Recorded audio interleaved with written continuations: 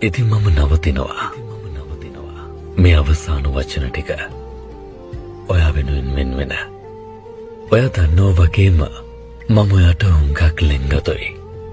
ඒත් මට දැන් හරිම මහන්සි. මට බෑ ආදරේ වෙනුවෙන් තවත් බලන් ඉන්න. මට එහෙම බලන් ඉන්න තිබුණා. ඔයා එදා වගේම අදත් ඉන්නවනම්. ඒත් දැන් ඔයා හොඳටම වෙනස් කියලා මට දැනෙන එක මාව සෑහෙන රිදවනවා. රිප්ලයි නොකර ඔන්ලයින් ඉන්න එක, පරක්කු වෙන රිප්ලයි මැසේජ්, ඔයාගේ ඕනකමක් නැති කතා රටාව. ඉස්සර එහෙම නෙවෙයි කියලා මතක් වෙන එක මාව ටිකෙන් ටික වුණත් සෑහෙන රිදවමින් ඉන්නවා. ඒ හැම දෙයම ඉස්සරහට එන කුණාටුවක පෙර ලකුණු කියලා මම දකිනවා. මම කැමති නෑ ඒ කුණාටුව එනකල්ම ඉවසන් ඉන්න. මොකද එදාට මට දැනෙන රිදීම නිසා මට ඔයාව එපා වෙයි.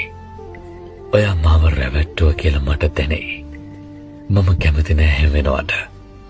මට ඕනේ ලස්සන මතකයක් විදිහටම ඔයාගෙන් වෙන් වෙලා යන්න. ඉතින් මම නවතිනවා. තවත් දුර ගිහින් රිද්දා නොගෙන මම නවතිනවා. දැන් මට පුළුවන් ඔයාට සමු දෙන්න. තරහක් නැතුව. මම කැමති එහෙම සමු ගැනීමක් එක්ක මේ කතාව ඉවර කරන්න. එහෙම වුණාම අපිට පුළුවන් ආයෙ දකින දවසක අමනාපයක් නැතිව hina වෙලා යන්න. මේ ඇති මම නවතින්නම්.